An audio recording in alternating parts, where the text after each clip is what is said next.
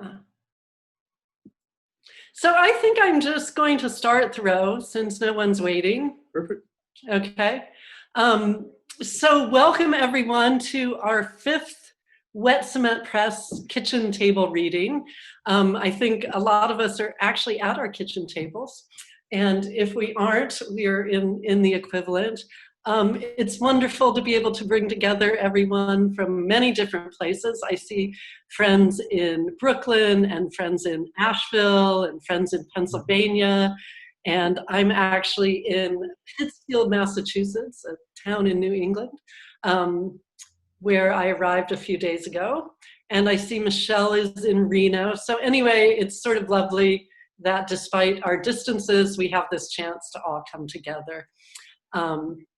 As many of you know, Wet Cement Press is a small press that publishes handheld books of hybrid genius. And we encourage you, if you haven't already, to please check out our website.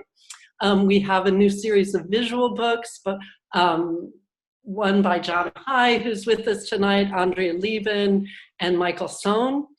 But our main reason for getting together today is to celebrate the upcoming publication of Earl S. Bragg's amazing jazz memoir called, that's not the right way to say it, entitled A Boy Named Boy.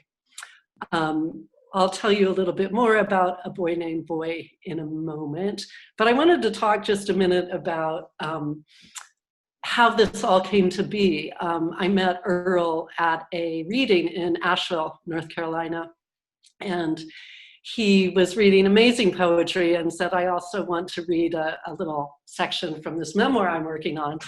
And he began reading, and I realized I really never heard anything quite like Earl's work. I come from San Francisco mostly, and I hadn't, and was new to Asheville. So Earl was sort of channeling the salt life of coastal North Carolina in the anvil of the civil rights movement, and bringing to life for me this whole aspect of history and writing and ways of speaking that were really new to me and were really exciting.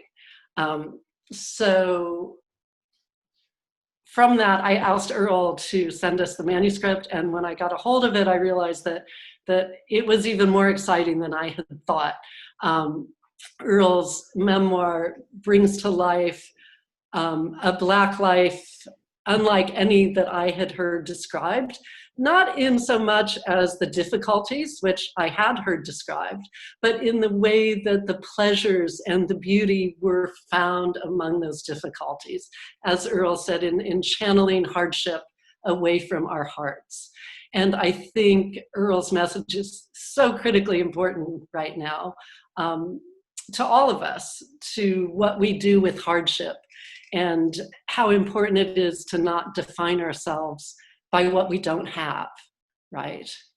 So I was very moved by Earl's memoir, and I'm really happy that we're able to publish it. So the juxtapositions are more interesting. Oh, I'm sorry, I should also mention, those of you who don't know Earl, Earl is, teaches at the University of Tennessee in Chattanooga, where he is the Battle Professor of Literature, or Black Studies, right? I'm sorry, my notes have disappeared, so I'm just yes, literature. Literature, okay, good. He's an author of more than 7 books of poetry and this memoir and various other pieces of work. 13. 13? Yes. How did I miss all those other ones? Okay. He's won numerous awards, and I'm sure will continue to win numerous awards for his work. The other author speaking, reading tonight is Thoreau Lovell. And the juxtaposition that I wanted to talk about was how Earl is bringing this whole world from the coast of North Carolina and Thoreau is bringing this world from the Central Valley in California. But they're amazingly, they cross over and they concern themselves with a number of the same things, despite their distances in so many ways. And they also both end up in San Francisco, which some of you may have heard of this city on the West Coast once long ago. Many writers lived there. All of us lived there. All of us Wet Cement editors once lived there. And it also comes to figure in Earl's story. So anyway, I don't want to speak too much. I want the authors to speak. We're going to start with Thoreau, and we're going to hear Earl and his jazz riffs and his beautiful music at the end of this. Thoreau Lovell is a poet and editor and our publisher of Wet Cement Press. He lives in Berkeley with his wife and two lovely daughters. He edited for many years the magazine, The Five Fingers Review. He worked for many years at the library at San Francisco State University. He's the author of two other poetry collections. Tell Me, Thoreau, there is Public Servant and the Wilson Wiley Variations, which was published by Wet Cement Press. And he is a dear friend of mine. His memoir that he's been working on is called My Mother's Tree and has to do with the Central Valley and Fresno. And another work in progress called A Crude Origami. Such a great title. And I know that both of these are great works because I've had the pleasure of hearing some of them. So I would love to just invite you to come on, Thoreau, and when you're finished reading, I'll give just another little brief intro to a boy named Boy, and then we'll hear from Earl. Okay? Sounds good. So I assume everyone can hear me. I think I unmuted myself. Yeah? Okay, great. So I want to thank Barbara for the introduction and really thank all of you guys for coming. It means a lot to see familiar faces and to see new faces as well. And that's sort of what this is all about, widening the circle, so to speak. I'm going to begin by reading from a manuscript of prose poems, however, and we'll get to the memoirs and we'll get to the Central Valley at the very end, trust me, but there's going to be a lot of distance to travel before at that point. So this book of prose poems is entitled Anecdotes from the Western Bubble. And I'm going to start with the piece called Uncle Bisbee for Anton Pickle. If Uncle Bisbee were a shoe, he'd be a single, well-worn leather shoe found in the middle of the road. If Uncle Bisbee were a building, he'd be a matchstick shack on a half-lived-on hill with a spark of copper-colored light trapped in the window. If Uncle Bisbee were weather, he'd be closet weather, musty and dank, or magnifying glass weather, the kind that dries up a puddle in 30 seconds. If Uncle Bisbee were an animal, he'd be a goat, refusing to eat anything with the human scent. The last time I saw him, Uncle Bisbee was standing barefoot in his rickety kitchen with a bushy beard, showing me a piece of art he had made from the ashes of a burned manuscript. Listen to this, he said, pointing at his dusty stereo. It's a recording of desert monks singing the old nihilism in mono. And this is Banjo Sam. If only we hadn't plundered so far south of the bloodline, the bone line, the rhythm versus melody line. But we couldn't help ourselves. Killers keep looking for new impossibilities to kill, then kill them, then study them, then resurrect them. Don't hoot and play, don't shoot and pray, don't leave me alone in the dusty palace with the Paris sessions blaring. I'm blaming my sad misfortune on a cruel Black woman. Why didn't she love me the way she loved the other white boys? Now come here, make haste. Old Feelgood has a smile on his face.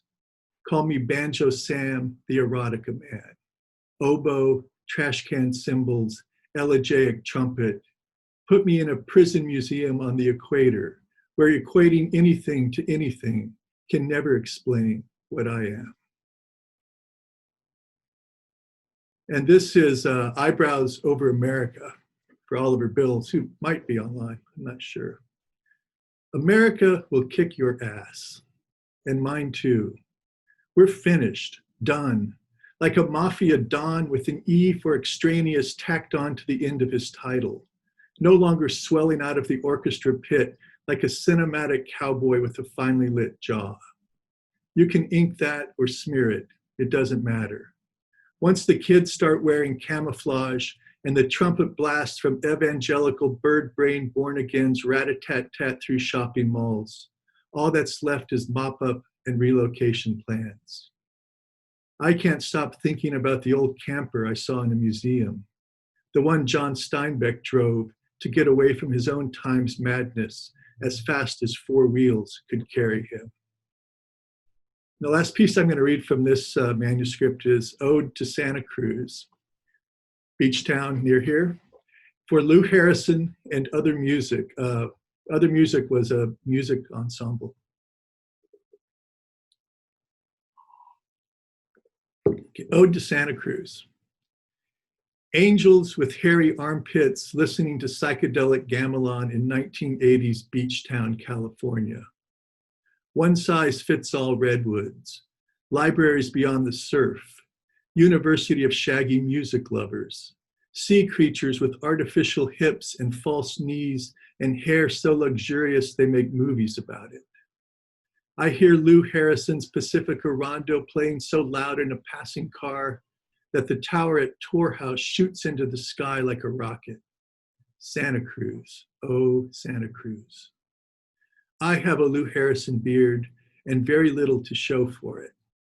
Nothing like his music for miniature Chinese percussionists who sneeze into their elbows and sit like fading ink characters in rice paper surf, who worked on the railroad like Harry Parch and Jack Who Cares a Whack.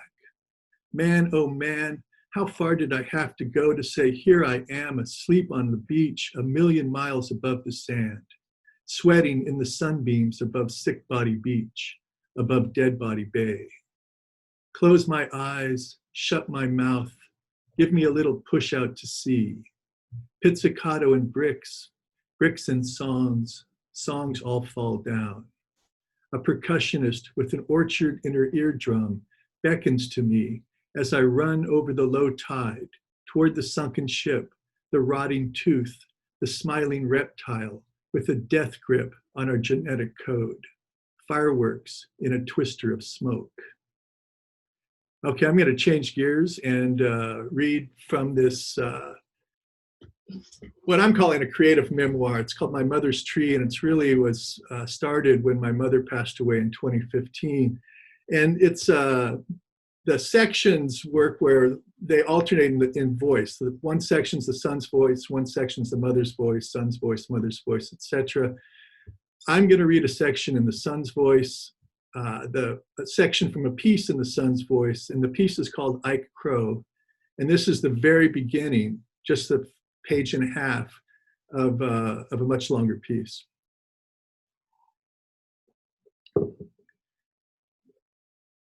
The first time Henrietta Variable Crow heard her husband suggest they name their son Icarus, stories started tumbling around in her head like fractured points of light in a kaleidoscope.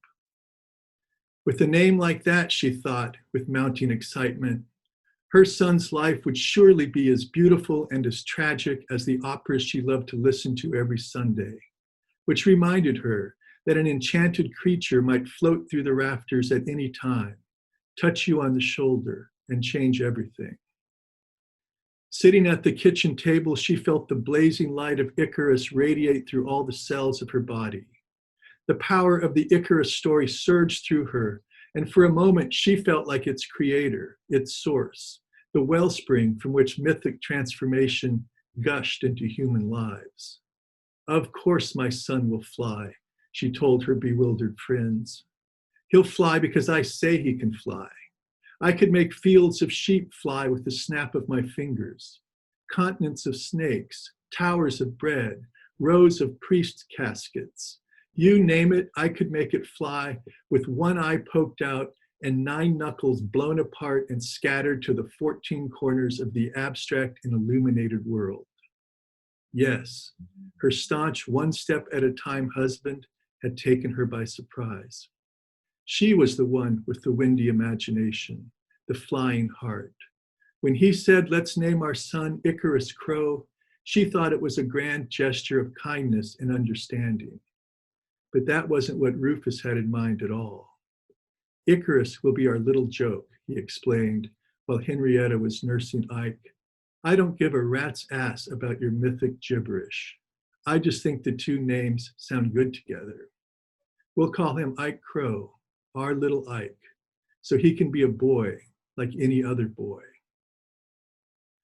I started making up stories like this about Ike Crow shortly before my mother died. That I did this while she was in the hospital, and that I continued making up these stories in my head and even writing them down as she became sicker and sicker is as perplexing as it is embarrassing. For a while, I thought Ike Crow would bring us together, imagining I was Scheherazade, reading my mother a new story every night as she lay in bed, propped up on a pile of soft pillows. The playful, inventive language suggesting metamorphosis and constant transformation would keep her curious and distracted and alive for months or years even. The only problem with this optimistic worldview was my mother. She didn't like fiction, hadn't read it for years.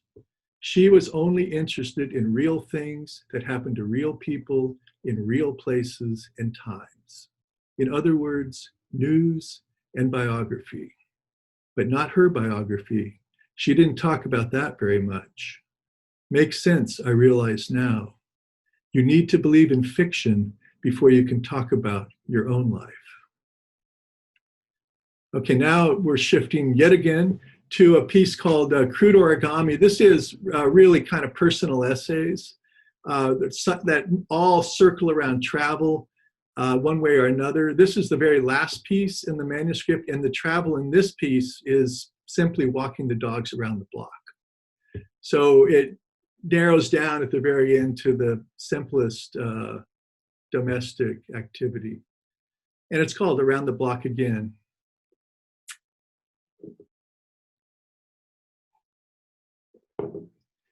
The homeless guy on Berryman kept staring at me and the dogs and shaking his fist, but he didn't come any closer. Still, I was upset. This is one of the safest neighborhoods that Trump.com America can produce. I mean safe on both sides of the line. If you're an old white man out walking your dogs after midnight, and if you're a black kid on a jog a few miles away from home. I turned right on Bonita. The political pundit and university professor Robert Reich lives a few houses down the street in a small Mediterranean-style home with a walled-in garden and a tiny wrought iron balcony overlooking a creek. I like his thinking, his ability to explain complicated issues with clarity and passion. I also like seeing him walking around the neighborhood, dressed down in old jeans and a tattered sweater. I don't know what's going on with my own political thinking. On the one hand, I care less and less. On the other, I'm more and more angry. When we first moved to Berkeley, I was dumbfounded. How could we have landed in such a beautiful place? I shared photo after photo with my less fortunate friends, documenting the wondrous variety of homes, the lush gardens, the views of the bay, the Golden Gate, the city, Mount Tamalpais. I shared pictures of my older daughter's school with a poetry garden and a sign informing everyone that Allen Ginsberg's famous Strange New Cottage in Berkeley had been across the street, where a dilapidated 1970s era apartment building now stands. And I shared pictures of my younger daughter's Hilltop School, a grand English country estate looking building with views of the bay and the Golden Gate Bridge, where both Philip K. Dick and Ursula K. Le Guin had been students. I don't know why I kept hounding my friends like this. Stop it, I said. Nobody cares. Finally, after all these years, I've turned those thoughts around. Why shouldn't everybody live in a neighborhood full of quaint old homes, with good schools, great grocery stores, bookstores, libraries, record stores, restaurants, music venues, surrounded by nature protected from development, or whatever their own fantasy lists might be? As I got closer to the top of Bonita, I heard a mysterious rattling, thudding noise. I stopped and tried to locate it, to put a name on it. Then I saw the string of white party lights hanging on the deck of the house at the corner and remembered that the washer and dryer were kept outside. They were doing a late night load. And I remembered that this was the house where a young boy committed suicide almost 15 years ago. His name was Gulliver, and he was 14 years old. But I don't remember what he looked like, or if I had ever noticed him or thought about him before he died. It's a shock when someone that young dies. It must have been an accident, I always think, no matter the circumstances. When I was in 6th grade, one of my best friends, Tim Young, was running around the track for PE like the rest of us, complaining about the afternoon heat when he collapsed and died of a brain aneurysm. I've never seen ghosts or felt haunted by anything, except by the absence of Tim Young. He was a little overweight with messy hair. We were in Boy Scouts together. We rode our bikes to school. We swam in his pool and teased his little sister. His death felt like a practical joke, like he was following me around the neighborhood, hiding behind a tree or a car every time I spun around and tried to catch him. A few years after Gulliver died, his mother, Dale, started dating a man named Ed, who had miraculously been my roommate in San Francisco more than 30 years earlier. Suddenly, Ed was riding his bike up and down our street, waving hello, playing harmonica, and singing baritone ballads. He reminded me of William Saroyan riding his famous black bicycle around the streets of Fresno when I was a kid, not caring what anybody thought or whether anyone recognized him, or even if he got hit by a car driven by a mostly blind grandmother or a half-stoned teenager. A few days ago, I learned that Dale had just died from some kind of cancer. I should know what kind of cancer it was, but I don't. I wish I had made more of an effort to get to know her. Once I went to the monthly Sing, Say, Play get-together she hosted. I read some poetic prose. Everyone else sang a folk song or played a folk tune or told a folk tale. Ed and I had another roommate, Anthony, who over the years has become one of my best friends. Just today, he called from the old mining town of Bisbee, Arizona, where he settled after being forced out of the Bay Area, to say that he had finally finished the novel he had been working on and had fallen into a deep depression. He said the heat hit early this year, and even in the midst of the COVID-19 pandemic, the outdoor bars down the hill were blaring bad music by cut-rate cover bands playing for tourists. When I got to Dale's house, I did something I almost never do. Rather than turning left on YOLO and going home, I turned right, deciding for no reason whatsoever to make another loop around the block. This time around, the air had a sharp smell to it, like someone had been riding their brakes all the way down the hill from the rose garden. The clouds parted and the moonlight was sharp-edged and confrontational. I made it back to the Madeline school and stopped to let the puppy pee. This was almost exactly the spot where a different set of dogs, one of which had died a couple years ago and was now buried in our backyard, had ripped the leashes out of my hands and chased 2 possums down the sidewalk until they simply fell over dead on the grass. The dog sniffed the dead possums for a few seconds, then lost interest. I finished my walk, put the dogs inside, and hurried back up the street. The possums were gone. Not even a broken leaf of grass to mark where they had fallen. I knew they had been there, but I no longer believed what I knew to be true. All right, thank you. I'm going to read just one or two really short poems out of the Wilson Wiley variations. These are the couple Fresno poems. Little T. Under a weed puller's gaze. Under a weed puller's gaze, she ran the bean fields, crossed the soft highway, eyes shifting upwards to brain, mind down to hands and feet, out to fists of blackbirds pounding young almond trees. She ran through the hacienda lobby, through the Armenian market, to the camps on the edge of town, ran through the red house of the Nebraska horse doctor, rivers of orange blossom pollen dust blackening to sludge swirled in the noon sky behind her.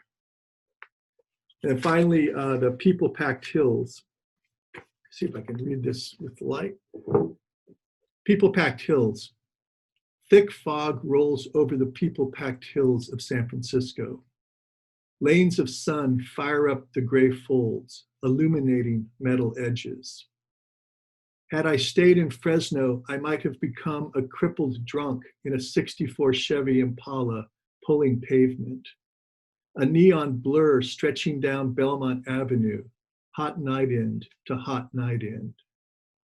I might have wandered irregular ditch banks around shopping malls, looking for the hobo in the fig orchard. Landlocked in shell of stucco, with no window and no door in the squat horizon. Sitting in a Chevy Blazer on Blackstone at the edge of town, waiting. Thank you all very much.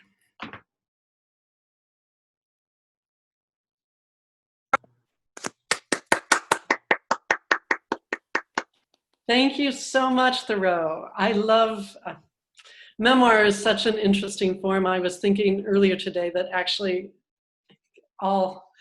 of course, all writing is memoir in some way, but the ways that we get a little distance and talk about our own lives is various and I think still untapped.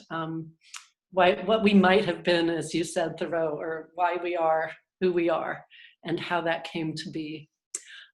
Which brings us right to A Boy Named Boy, which is this beautiful book that is going to be available. I don't know if you can see it. Going to be available in a few weeks, months. With things going on right now, it's hard to say exactly, but it is imminent. So we can leave it at that. And you will find it on our website at Wet Cement Press. I wanted to just introduce Earl with a beautiful quote that came to us from, I think very appropriately, Jackie Shelton Green, who happens to be right now the Poet Laureate for North Carolina. So since this is really a North Carolina story in many ways, there's a lovely, I think, flowering of poetry, especially from Black writers in North Carolina right now, that Earl and Jackie share a community that they are part of. Jackie writes, "A boy named Boy becomes a polished lens for reckoning with contrasting forms of being and being watched at the intersection of black and white, fish and snakes, rural and city, poor and more poor, public and private. Barefaced, undisguised, a boy named Boy names what it means to live out loud, Black, shamelessly declaring restorative witness as an act of resistance and the unflinching utterance of endurance. This memoir of race and survival croons and scrutinizes a sultry but sharp Southern manner of existence that both claims and repels."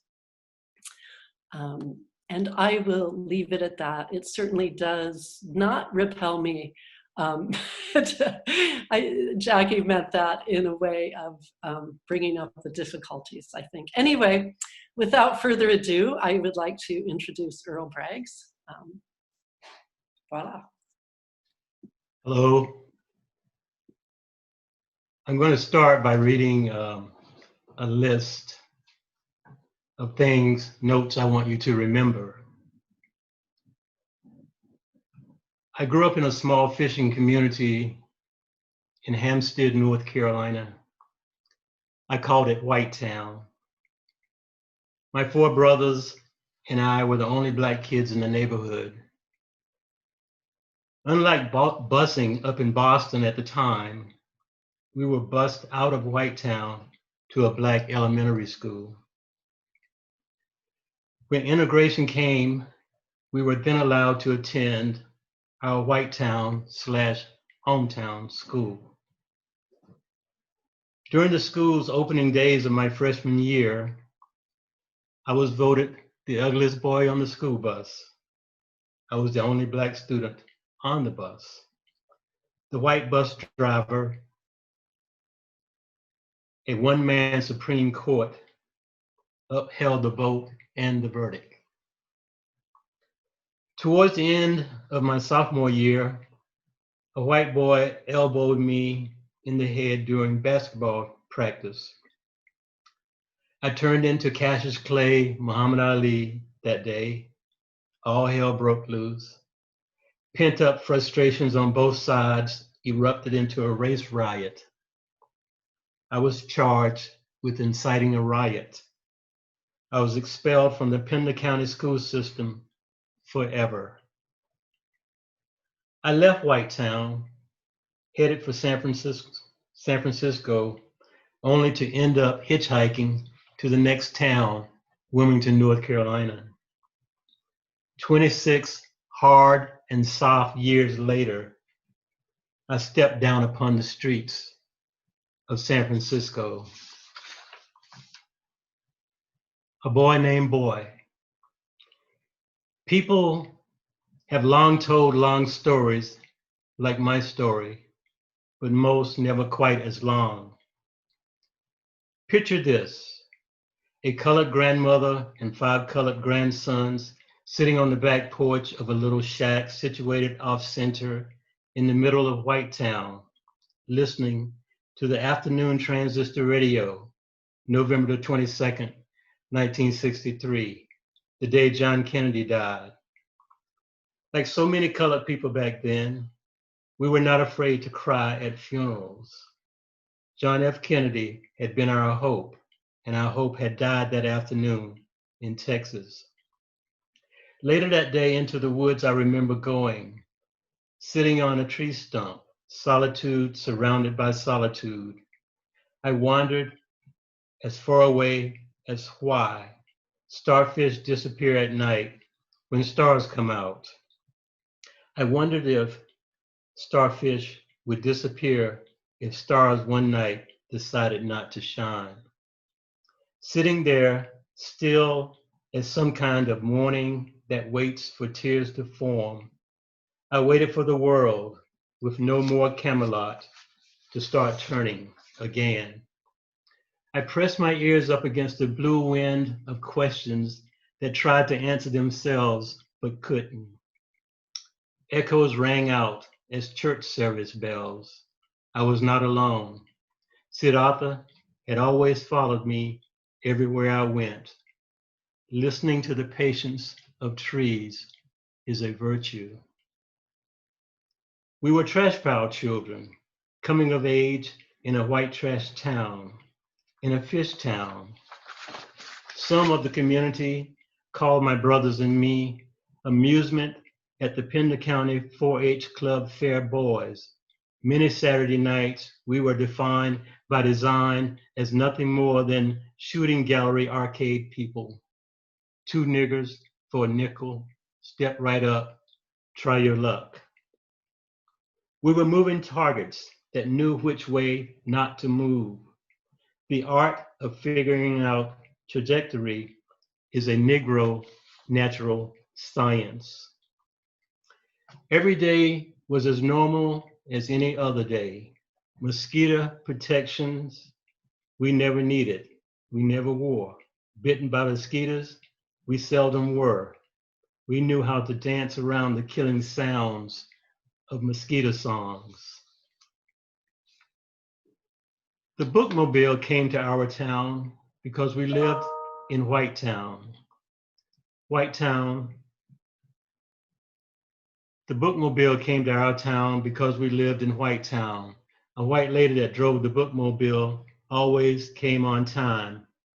She taught me how to read O. Henry, long before the Pender County Public School and the public library considered Negroes to be public enough to check out library books.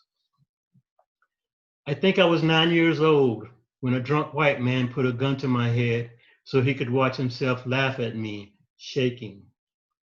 Every day we stared into our own darkness. Hampstead, North Carolina back then was a no stoplight crossroad town. There were 2 fish houses. For years, without any loose pocket change, we lived in Hampstead between 3 Jesuses and the smell of 2 fish houses. The 3 Jesuses were Baptist, Methodist, and Presbyterian. The 3 Jesuses all looked the same, but from the outside looking in, we knew exactly how to tell one from the other 2. Growing up African American, colored, Negro, nigger boy, black, and broke, as in no money whatsoever, in a white people town during the 1960s, one would think that I did not have a happy childhood. But Black children, I believe, are born with an innate sense and a need to make a shirt fit that doesn't fit and make it fit like it was made to fit. The only thing solid we had to stand upon were Black people's magic, colored people's love, and the Negro way of singing a spiritual song. We improved on life like the edge of a sharp but dull kitchen butter knife. I loved the bookmobile lady, and she loved me. White kids waiting for the bookmobile story to be told were envious of me, not because I was a colored boy standing in the do not stand here spot next to the driver's seat, but because she was pretty, like a Look magazine picture of Elizabeth Taylor. We were trash pile children, salt life kids. We worshiped the movement and the sounds of water surfing in from the sea. We honored the coming in and the going out of tide levels. We were salt life kids, happy to be up to our knees in salt marsh, gigging for flat-faced flounders, big enough for supper.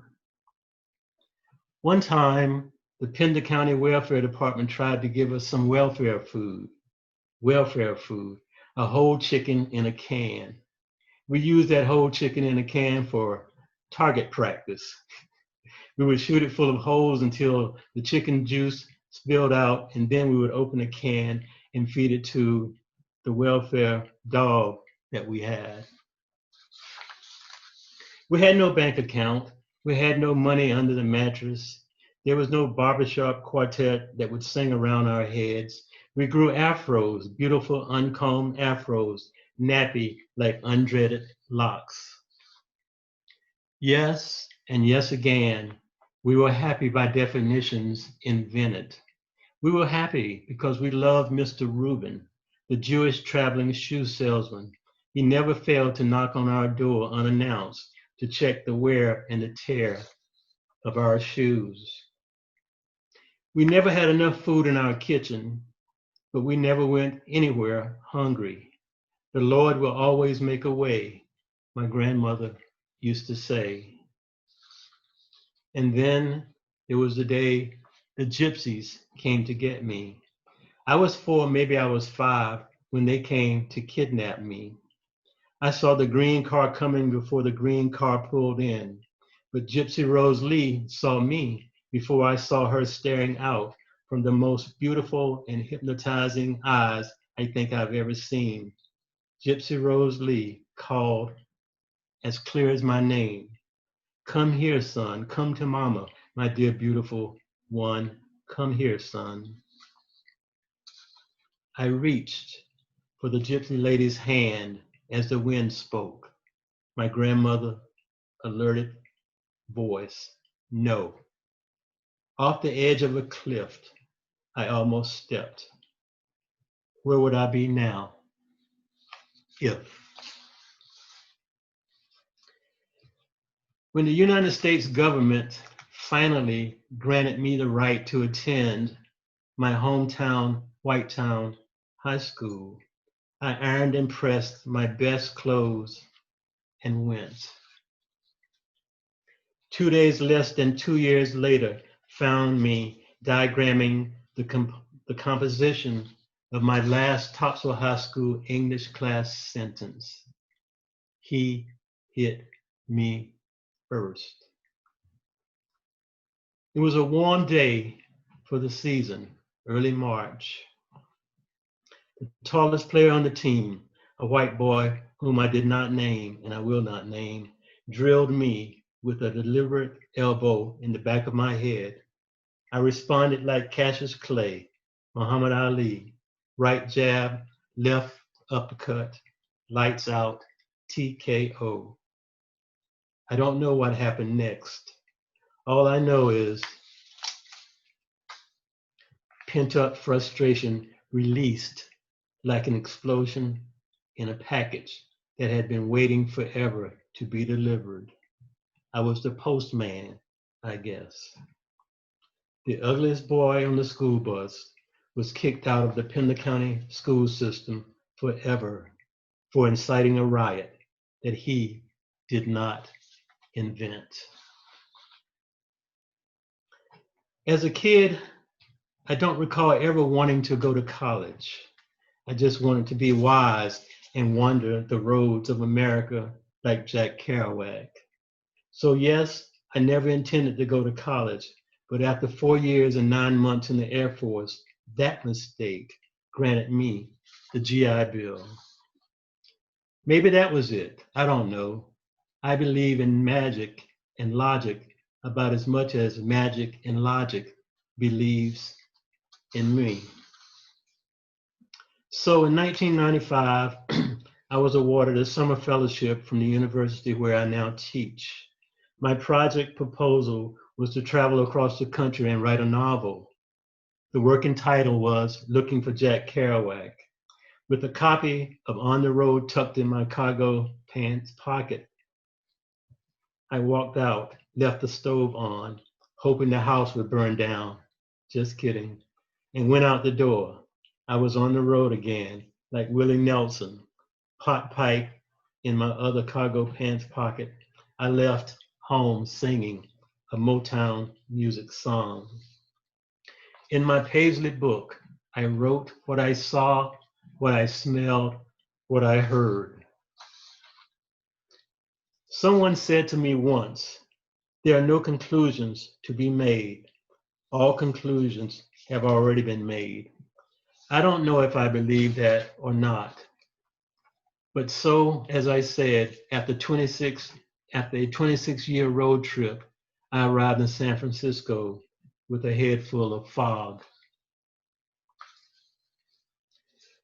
After learning a lesson of not buying 2 California burritos for a mid-afternoon lunch, I made it to a bookstore that Fromm had drawn on a map. Some bookstores are more literary than others. This was the top of the line. The bookstore owner was a man without directions, scattered like loose pages and wind. Yet, he seemed to pay attention and not pay attention at the same time. So when he told me he had 2 poets scheduled to come in from London the next Friday for a night reading, and that he would put me on the Friday night bill, I had to believe my ears and not believe my ears all at the same time. Come Friday, sure enough, my name was on the Friday night 7 p.m. playbill. My name, Hudson Rivers. After the reading, I took a bus back to my Mission District rent by the week room. There, sitting in a Paisley chair, reading pages I'd written in my Paisley book. The dim motel room light reminded me of the dim kerosene lamp that I read translations of Pushkin. I thought about drifting back and forth in my Hampstead years across center field, robbing white boys of home runs. I thought about stealing second base. I thought about stealing home plate the way Jackie Robinson used to. I thought about my dead brother Lee, face beneath a pale Hampstead moon. Later that evening, we were supposed to go night fishing. I thought about my grandmother watching me clean fish. I thought about our little shack house and the front yard grass that refused to grow for colored people. I thought about Gypsy Rose Lee. I thought about my father's white teeth gleaming when I told him I was going into the Air Force. I remember what he said 2 months before he died. He said, "Now you can fly, son." Yes, there in that paisley colored armchair, I thought about my teachers that I still loved. I thought about Mr. McGee, Miss Ann Snyder, and Mrs. Hart, and how each took turns drawing directions for me to follow. I thought about catching Venus flytraps. I thought about the schoolhouse that expelled me for life because I would not sit down and be quiet as I was told to do. And I thought about the three Jesuses. I thought about my cousin, Preston Lee. Lord knows that boy could sing. I thought about my great grandmother, Hattie Brown Nixon, who lived to be almost 100 years old. I thought about the fish fry after her funeral. Thought about the picture of me she kept on the fireplace mantel. Yes, there in that paisley colored chair, sitting beneath the dim light, I thought about the contrast of black and white, the contrast of city life and country life.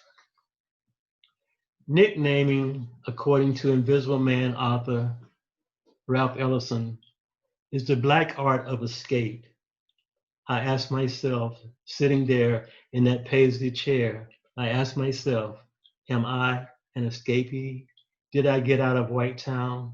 Or still am I just a little dark complected boy named Boy catching fish in Venus flytraps? I thought about the train seat people and the train stop people getting away from somewhere, going somewhere, or anywhere or nowhere. I thought about the paths my tracks led me. Maybe those gypsies did kidnap me after all. And it's just that I don't quite remember quite how long Gypsy Lee's fingers really were. She said, "Come here, son." How else is it that I ended up as gypsy as any one of those gypsies? Maybe it was the goat man. He had two black and white goats, and they stared at me, and they knew from the beginning that remembered numbers never add up. It's hard to influence the insight of Paisley persuasion. "Come here, son," she said. I thought about people I met along the way, people like the salt shaking man sitting at the table in the cafe in Salt Lake City, pouring salt shaker down his throat, telling me Jack Kerouac didn't live around there as far as he could tell. I thought about a pair of yellow tight shorts, a street artist outside of the train station in Philadelphia, drawing pictures of tourists, $1 each. She drew a cartoon picture of me. I gave her $5 because her shorts were so tight and so yellow. I thought about the Amish people I met on the train between Philadelphia and Chicago, but did not meet on the train between Philadelphia and Chicago because they did not make eye contact. I thought about Junior Boy, a pretend to be homeless black man. He told me he sleeps in parks during the day because he can't sleep at home at night. He woke up when he saw me coming, asked me for a cigarette. I told him I didn't have any, didn't smoke, and then he asked me for a light. "People call me Junior Boy," he said. I told him I was looking for Jack Kerouac. I told him Kerouac was dead. Stunned, scattered, that I was looking for a dead man. "Dead seriously," he said. "You ain't never gonna find that nigga." Deep into the deepest part of the evening, deep in the seat of that paisley chair, I thought of twice about Spencer and Fromm, each cartographers in their own map-making way. I thought about Allison and me holding hands, running through the streets of Chicago, jumping puddles like teenagers in love, trying to make it to the bus stop before bus 29 decided to pull away.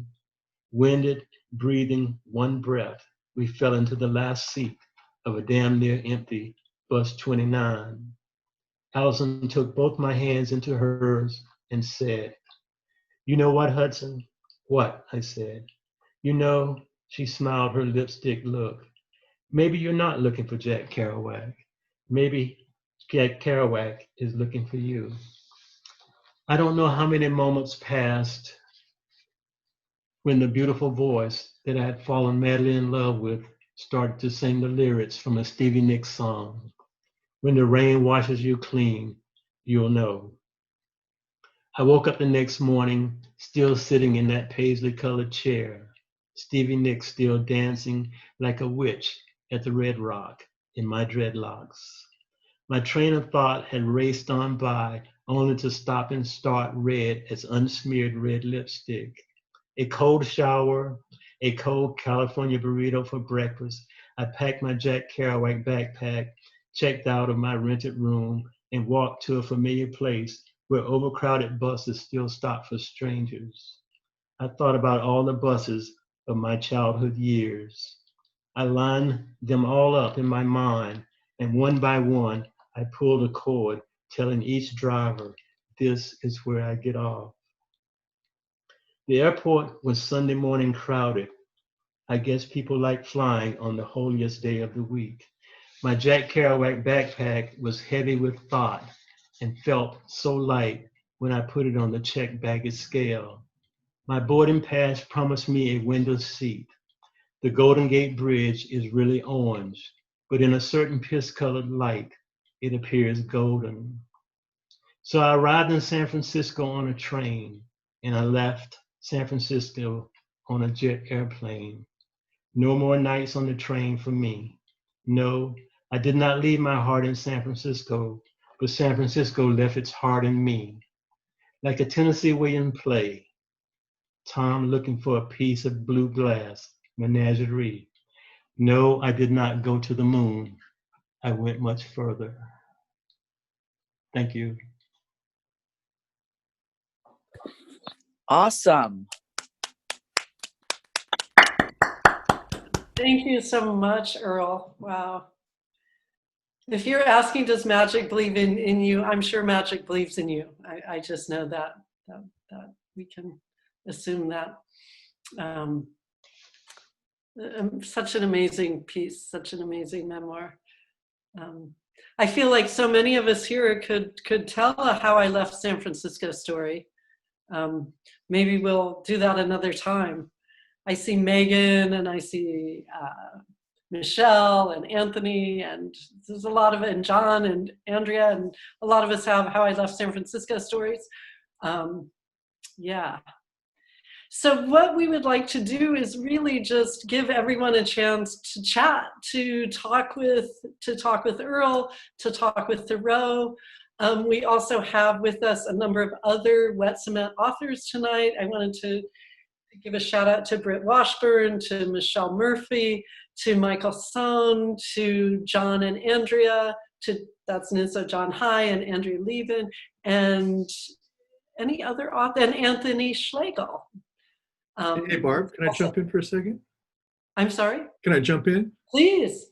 So I wanted to mention that that pre-publication copies of Earl's book really can be ordered now. Yes. That it's going to be available like in the broad sense of the word in early next year, but we will have copies that we'll be able to send out on pre-order in about a month, I think, from now. Which is to say, you should order this amazing book right now. That's not necessarily what I meant to say, but basically that it's available if you're interested. And hey, Earl, how great to hear you read that. I mean, just to finally get your voice and the words together, to see some of the intonation and subtlety of the sentences really came through with your reading of it. So thank you so much. Thank you. Yeah. Yeah. So I wanted to just share briefly, Earl, how just before I met you, just before I heard you read in Asheville, I had moved to Asheville from San Francisco. So it sort of connects to the bubble you were talking about, Thoreau. And while I was personally sort of devastated by having to leave San Francisco because we couldn't afford it, we couldn't live there anymore, I was, my heart was so opened by being in North Carolina. And I don't know how else to say that. It sounds corny and not at all the cool vibe that I was used to in San Francisco, where there's a lovely, you know, international quality and there's a lovely cosmopolitan quality. But there's a whole other thing going on in the South and in North Carolina, and in Appalachia, and among the people there, and among the poor and Black and all of these other people, where I felt, because I come from a poor working class family too, but I had been in a bubble. And I just feel like with all the things going on in our country, this stepping out of whatever our world is and connecting to the other worlds that are a part of America is just so important right now.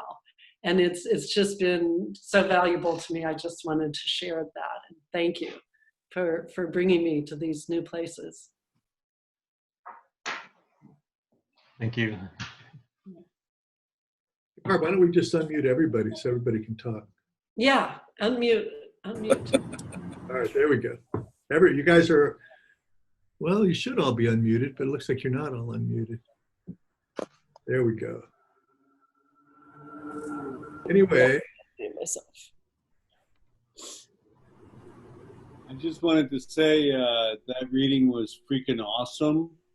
You guys blew me out of the water. You blew me back. I was looking forward to it. I was, willing to see whatever and hear whatever happened. But, man, you guys were freaking on the money. I'll put my money on you both. Your writing is speaking to what our world is and what it needs. It speaks to the integrity of what happens when the heart and the mind coalesce in such intelligent, brilliant, and creative openings. So I just wanted to, say thank you, man. Thanks, John. Thank you. Thanks, guys, for the wonderful readings. Both the readings were wonderful. And I really appreciated hearing you both. You can't see me, but I'm here. All righty. So I'm so curious to hear where everyone is from. I'm just curious. Anyone want to shout out what city they're in or where in the world they are? Lavonda and Tim, where are you? You can't hear us. We're a couple of miles from Earl in Chattanooga. Okay. Hey, Lavon and Tim. Hello, Earl. All right. And Britt, there you are. How are you? Good. Just muted. Holding down the fort in Asheville and missing Barbara. Missing you too, Britt. Yes. So And great. Megan, how are things in Pennsylvania? Thank you, Pennsylvania, for your recent no kidding. voter turnout. Okay, no, thank you, Black women in Philly, okay? Yeah, that's more like it, right? Yeah, we voted, but thank you, Black women in Philly. Yeah. The new Florida.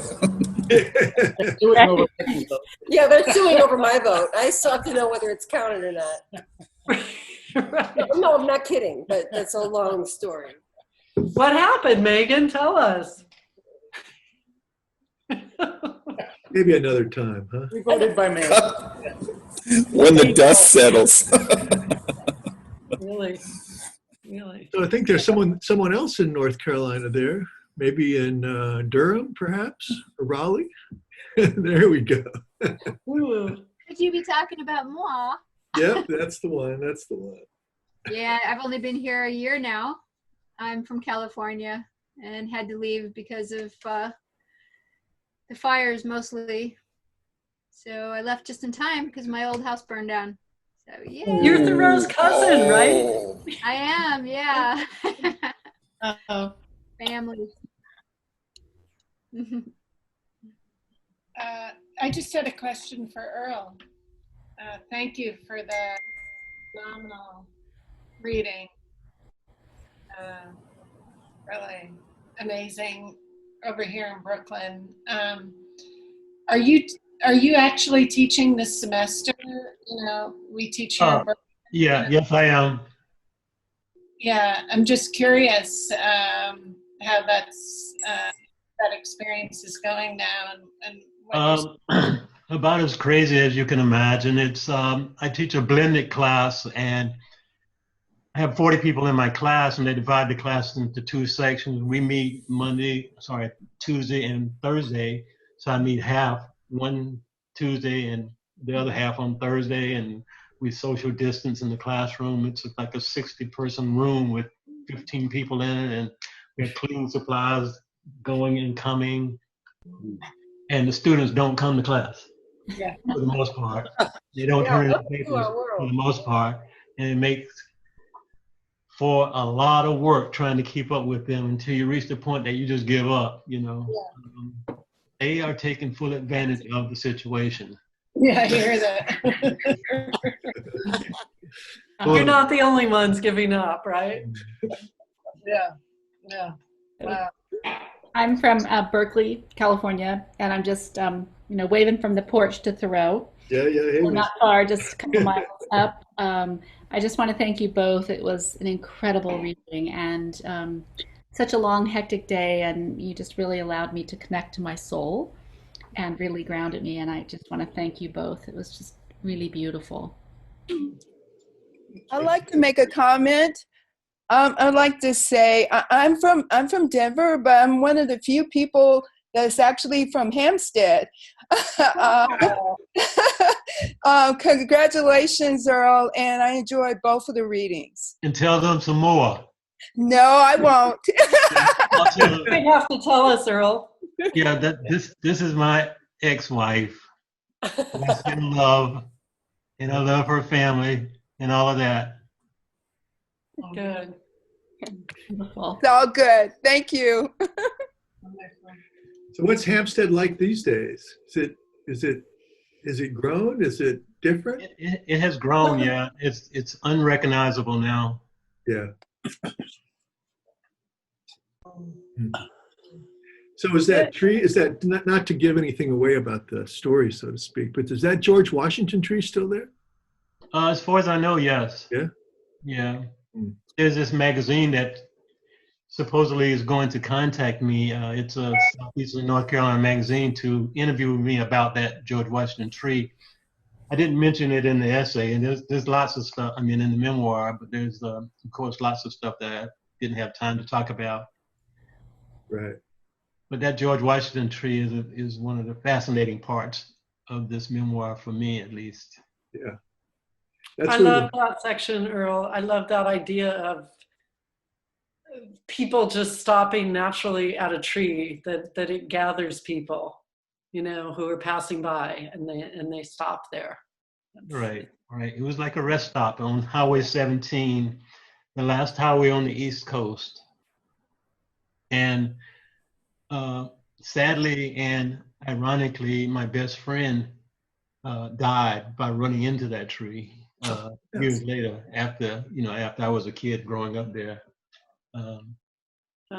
Yeah. My name's Laura Russell. I'm weighing in from San Francisco. I've been a friend of the Michelle Murphy family for almost 20 years, and I knew how amazingly talented Michelle was. And I have met Thoreau on several occasions, but I had never heard him until tonight. And I'm just so overwhelmed with, with the beauty of your prose and your memoirs. And then I've got to tell you also, Earl, I have never heard or seen you. And likewise, I am just so blown away by the talent in you. And I thank you for sharing it with us tonight. Well, thank you. My pleasure. I just want to chime in with another encouragement to all of us to get out of whatever communities we're in and get into some other communities, because I really feel you've taught me so much, Earl, and North Carolina has taught me so much about all the other communities we all need to get into, in America especially. Yeah, so thank you.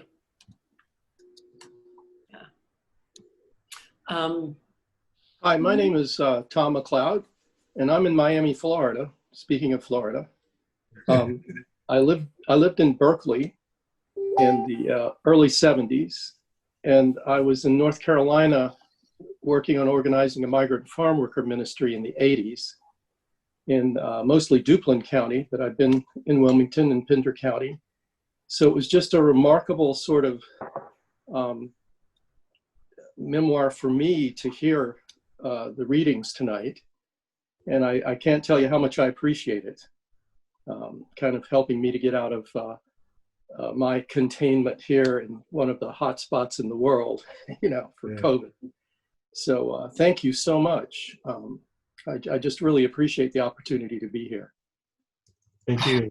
Yeah, thanks for letting us know. It's great to hear new voices, for sure. New for me, anyway. Well, this is the first time I've been here, so yeah. It's Yeah. brand new. All right.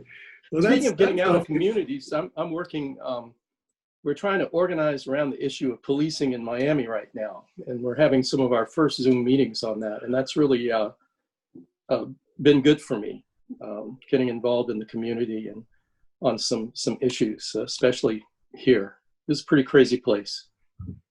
Can only imagine. Well, on election night, I woke up and I had a Democratic congresswoman and a Democratic state senator and a Democratic state representative, and I went to bed. They were all Republican. Ah, yeah. So right. It's just a little weird. We got some work to do. Got some work to do. Yep. Thank you for working on that. Well, thank you. Yeah, I got to do something, It's just a little, well, I'm born and raised in Florida, and except for a few, wanderings to other places, lived here most of my life. So I figure I'm responsible, so I got to do something.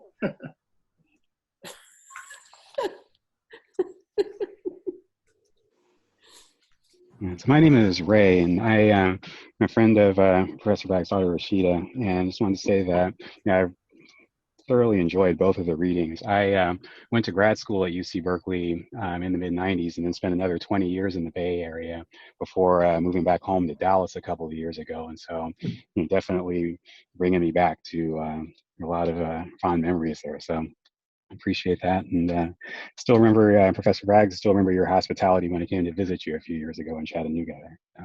I'm glad you could make it, Ray. I'm surprised. I'm glad. I just appreciate you both. Thank you. Thank you.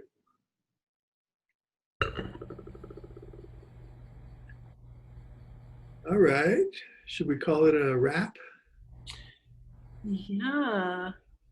Anyone else? We can, it's so hard to leave. I feel like we've all just met. But we will get together again, right? Thank you all for joining us tonight. I think we all can sigh a sigh of relief. Things are going to be better in America. I'm confident that things are going to improve. And Go I Georgia. hope we can all. Yeah, go Georgia. Oh yeah, go Georgia. Right. Yeah, go Georgia. Okay. Thank you so much for joining Wet Cement Press. Please do support the arts, support small presses.